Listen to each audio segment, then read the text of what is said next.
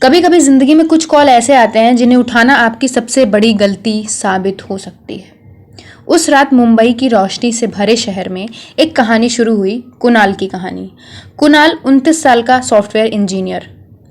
दिन भर की भागदौड़ के बाद वो रात में अपने रेंटेड फ्लैट में अकेले रह रहा था। थकान इतनी थी कि खाना खाकर बस सोना चाहता था, लेकिन ठीक 11:45 पर उसका मोबाइल बजा। स्क्रीन पर लिखा था नो कॉलर आईडी, यानी कि अनजान नंबर। उसने कॉल उठाया और अगले ही पल उसकी रगों में खून जम गया। कॉल के उस पार एक लड़की की कांपती हुई और घबराती हुई आवाज थी और कह रही थी, प्लीज मुझे बचाओ, वो आ रहा है। कुणाल हड़बड़ा गया। कौन कौन बोल रहा है? लेकिन कॉल अचानक कट गया। कुणाल समझ नहीं पा रहा था ये कोई प्रैंक है या सच में कोई मुसीबत में है। लेकिन कुछ मिनट बाद वही कॉल फिर से आया। इस बार लड़की की चीखती हुई आवाज थी, वो दरवाजा तोड़ रहा है, प्लीज हेल्प। फिर फोन कट गया।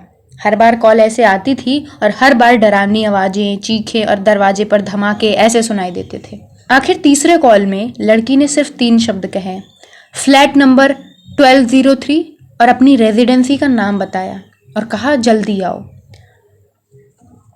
कॉल कट हो गई। कुणाल ने फोन पर सर्च किया। एड्रेस सचमुच मौजूद था और उसके घर से सिर्फ 10 मिनट की दूरी पर था।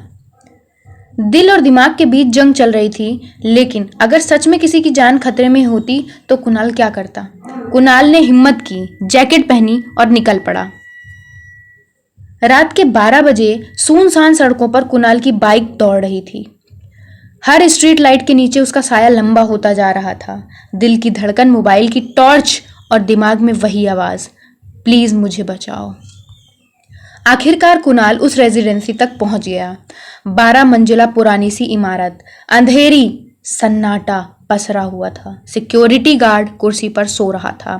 कुणाल ने चुपचाप लिफ्ट ली और 12वीं मंजिल पर पहुंच गया।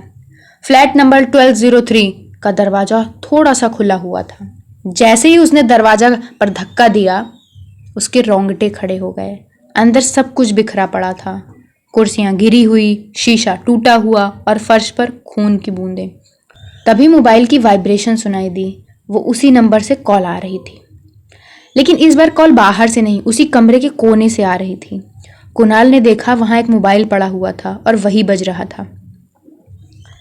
जिस नंबर से उसे बार बार कॉल आ रहा था, वो फोन तो इसी कमरे में पड़ा था।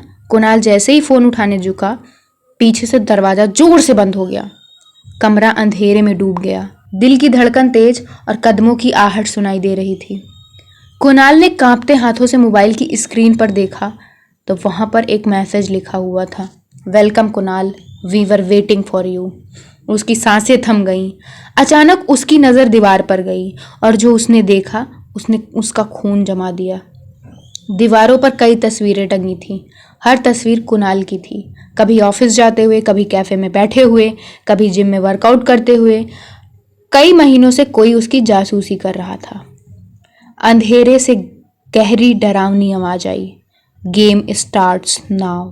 कुणाल पीछे मुड़ा, लेकिन इससे पहले कि वो किसी को देख पाता, स्क्रीन ब्लैकआउट हो गया और कमरे में गूंजने लगी बस मोबाइल की वही रिंगटोन।